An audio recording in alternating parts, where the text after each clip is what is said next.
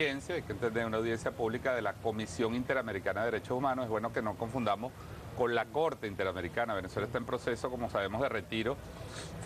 En términos jurídicos, Venezuela denunció a la Corte y está en proceso de salida de la Corte, pero sigue perteneciendo a la Comisión.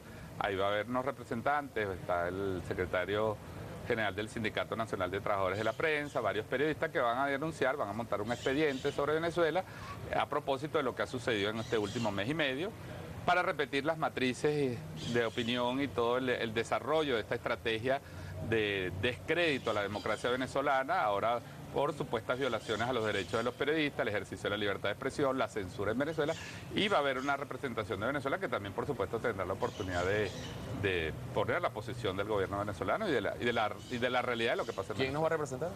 Ahí entiendo que va a estar el doctor Germán Saltrón, que es el representante de Venezuela ante el Sistema Interamericano de Derechos Humanos, y también creo que va a estar Luis Rito García, hasta donde tengo entendido. Ahora bien, acá en nuestro país, bueno, han ocurrido situaciones a periodistas, periodistas tanto nacionales como internacionales, y uno de los momentos más recientes recordamos allí específicamente en la Plaza Altamira, ya hoy declarada territorio de paz, pero que en ese momento quienes, tenían guarimbas, estaban impidiendo el libre tránsito, atacaron a medios internacionales que no querían incluso que los fotografiaran, que les entrevistaran ni que le dieran cobertura a esa actividad. Eso públicamente fue denunciado por estos periodistas.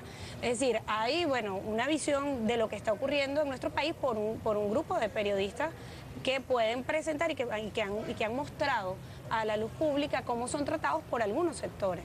Sí, hay que entender, fíjate, hoy va a haber tres matrices fundamentales que van a surgir mediáticamente, porque esto es una audiencia donde cada quien expone su punto de vista y después hay un show mediático en los medios internacionales, ruedas de prensa, CNN en español, cubriendo en vivo. Y hay tres cosas fundamentales por las cuales se va a atacar a Venezuela: la supuesta censura y agresiones a los periodistas, las restricciones a la libertad de información, al derecho de los periodistas, una supuesta cantidad de agresiones, donde agresiones de los guarimberos a los periodistas van a ser pasadas como agresiones del Estado venezolano. Seguramente la agresión a Venezolana de Televisión, a la cual ellos no hacen mención de 3 semanas de acoso a los trabajadores de este canal y a las operaciones de este canal, seguramente va a ser pasado en su informe no será relevante. No será relevante o va a ser pasado como agresiones. Van a hablar del tema del papel, la supuesta censura a través del tema de las divisas y el papel, que es un tema de los dueños de los medios de comunicación. Ponen a los periodistas a defender a Miguel Enrique Otero, a los dueños del Universal. Bueno, esa es parte de la estrategia. Y la otra es la supuesta censura a Internet, que se ha venido practicando en Venezuela, el bloqueo de las páginas, toda esa mitología que han montado alrededor de la censura en Venezuela. Entonces, esas son las tres matrices, incluyendo, como dices tú, Dair, cosas tan bochornosas como las agresiones de los guarimberos a los periodistas, que hoy seguramente en Washington se va a decir que fue el gobierno venezolano. Ahora, sobre el tema de las agresiones a periodistas que han estado dando cobertura a lo que sucede en nuestro país, como decía, nacionales e internacionales, evidentemente se tiene que hacer un seguimiento de lo que viene aconteciendo en el país, el tema manejado de los medios de comunicación y el comportamiento de los periodistas. ¿No hay algo sobre lo cual realmente se puede argumentar algún tipo de agresión en términos físicos, verbales, o impedir el trabajo de algún periodista en Venezuela? Bueno, pero es que el trabajo del periodista cuando está en la calle, cuando está un hecho de naturaleza violenta, tú puedes ser afectado por un gas lacrimógeno. Entonces ellos lo cuentan, o sea, si cayó una bomba cerca y el periodista se vio afectado, entonces lo reporta como una agresión. Si se lanzaron unas piedras y le cayó una piedra a un periodista, el periodista lo reporta como una agresión. El gran problema es que eso se reporta como agresiones del Estado venezolano, porque hay una campaña dirigida a criminalizar la conducta del Estado venezolano que ha estado defendiendo a la población venezolana precisamente la sistemática violación de derechos humanos que tenemos en Venezuela desde hace mes y medio, casi 2 meses. Mira, aquí se ha hablado del derecho a la vida, han muerto más de 35 personas, gracias a esta estrategia violenta de desestabilización, de derrocamiento, este golpe continuado.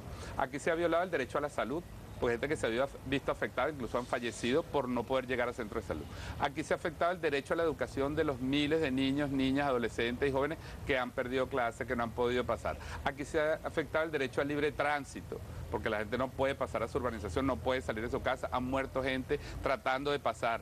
Aquí se han afectado los derechos fundamentales. Tienen mes y medio en Venezuela afectados por la guarimba, por la actitud violenta, terrorista de una estrategia de desestabilización y de golpe que hoy se pretende pasar como consecuencias de la acción de orden público que hace el Estado. Entonces, sí, puede haber casos, es decir, nadie niega que hayan recibido un rolazo, un penillazo, que hayan sido detenidos algunos han sido detenidos y son liberados a las horas, pero de eso se hace un show. Pero las verdaderas violaciones a los derechos humanos, hoy no se va a hablar en Washington. El tema de la censura, porque bueno, mucho se habla de que algunos medios de comunicación no están transmitiendo lo que está ocurriendo en las movilizaciones, los ataques a los periodistas, o quizá el tema de la violación de los derechos humanos, pero ocurre ese caso que cuando van los medios a cubrir ese evento, son retirados por las mismas personas que lo convocan. Es decir, entonces ellos están allí retirando a quienes van a dar cobertura, pero cuando se van a instancias internacionales hablan de censura. Sí, mira, en Venezuela volver con el tema de la censura ya sabemos que es casi un Entonces se habla de ritornello. autocensura. O de autocensura. Mira, en Venezuela ustedes saben, aquí hay más de 800 radios en Venezuela, de las cuales el 70% son privadas. De ese 70%, más del 80% tienen una línea opositora. Las radios en Venezuela hoy convocan a las guarimbas, dicen los sitios. Hay anclas que son verdaderos marcadores de agenda política. Son repetidoras de rumores, se han emitido informaciones falsas, se han hecho montajes de videos. Y aquí no ha sido sancionado un solo medio en Venezuela en este mes y medio. Es decir, en las radios, y podemos hablar de la televisión, los montajes fotográficos, las falsas informaciones, rumores que se hacen pasar por noticias, el retuiteo, toda esta tendencia al retuiteo, el manejo de las redes sociales que se expresa a través de los medios de comunicación social. Un solo medio venezolano no ha sido sancionado, fue sancionado un medio internacional. Ahora, cuando... Eso es lo que te dice la realidad de lo que está pasando en Venezuela, que hay absoluta libertad de expresión y de información, y se ha informado con absoluta libertad, a mi criterio, incluso con libertinaje. Ahora, cuando uno presenta esos argumentos frente a algunos de estos grupos, ellos sacan cosas como, por ejemplo, al inicio de estas movilizaciones que terminan en hechos de violencia, el 12 de febrero, por ejemplo, previo a ese 12 de febrero hubo un exhorto que hizo Conatel a los medios de comunicación. Fue tomado por algunos personajes, dirigentes de oposición y dueños de medios de comunicación como una censura directa del Estado venezolano. El caso del canal NT24, el hecho de que el presidente de la República haya advertido a CNN que si mantenía determinada posición frente a Venezuela podían ser sacados. Frente a estos hechos pueden ser calificados como, digamos, mecanismos de censura del Estado venezolano. En ninguna parte del mundo se ha calificado como censura.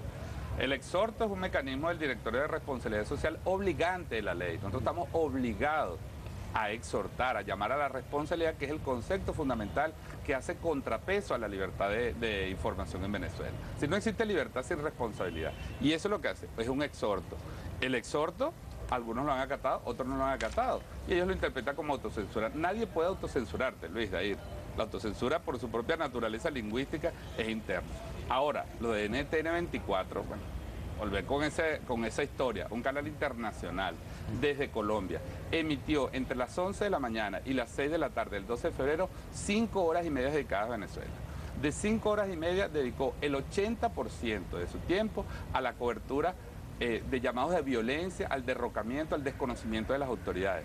Transmitió en vivo informaciones falsas, transmitió montajes ese día, puso fotografías que no eran del sitio donde estaban ocurriendo los hechos.